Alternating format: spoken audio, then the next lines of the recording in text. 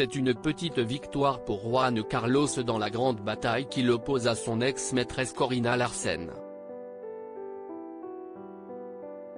La femme d'affaires de 58 ans, qui a fréquenté le mari de la reine Sophie entre 2004 et 2009, a porté plainte contre le roi émérite auprès du tribunal de Londres en octobre 2020, l'accusant de l'avoir espionné et harcelé à partir de 2012 et ce durant 8 ans.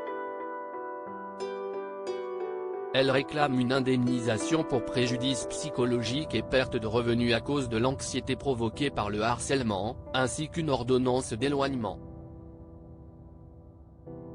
L'ex-roi d'Espagne qui vit en exil aux Émirats arabes unis depuis 2 ans, a démenti ces accusations, et engagé une procédure judiciaire pour que son immunité soit reconnue jusqu'en 2014, année de son abdication. Ce mardi 6 décembre, les juges britanniques Eleanor King, Ingrid de Saint-Léry et Andrew Popplewell ont tranché en faveur de la demande de Juan Carlos.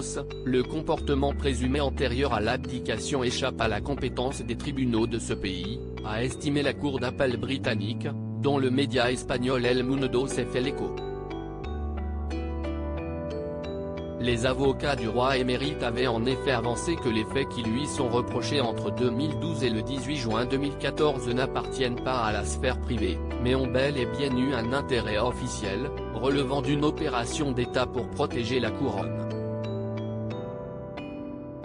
Supérieur à Juan Carlos, sur qui il peut vraiment compter. Juan Carlos n'échappe pas à la procédure sur les faits postérieurs à 2014. Ainsi, l'ex-amant de Corina Larsen ne pourra pas être jugé sur les 2 épisodes considérés comme les plus graves par les avocats de l'Allemande. Il s'agit de sa prétendue rencontre avec l'ancien chef du CNI Félix Sanz-Roldan à Londres, qui aurait fait pression sur elle et l'aurait menacée, selon les propres mots de l'ex de Casimir Prince sous Saint-Wittgenstein, et de l'irruption présumée d'une équipe d'agents du roi chez elle à Monaco pour s'emparer de documents sensibles en sa possession concernant les sociétés offshore de Juan Carlos.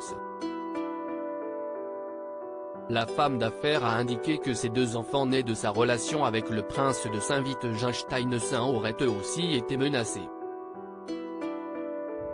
La décision du tribunal britannique ne met toutefois pas un terme à la procédure engagée par Corina Larsen. Le père de l'actuel roi Philippe V sera en effet jugé par la Haute Cour de Londres sur la plupart des faits dénoncés par son ex-amante après 2014. La majeure partie du procès n'est pas affectée, se sont réjouis les avocats de la jolie blonde. 65 millions d'euros en guise de cadeau. D'après les accusations de Corina Larsen, l'ancien monarque aurait exigé qu'elle lui rende les cadeaux qu'il lui a offerts en plus de la harceler, à savoir des œuvres d'art, des bijoux et les 65 millions d'euros qu'il lui a envoyés sur un compte aux Bahamas. Dans son podcast retentissant Corina and the King, dans lequel elle relate les dessous de sa relation adultère avec Juan Carlos, l'Allemande a estimé que cette somme considérable faisait office de cadeau, en guise de dédommagement pour les souffrances endurées pendant plusieurs années. Crédit photo, Europa Presse.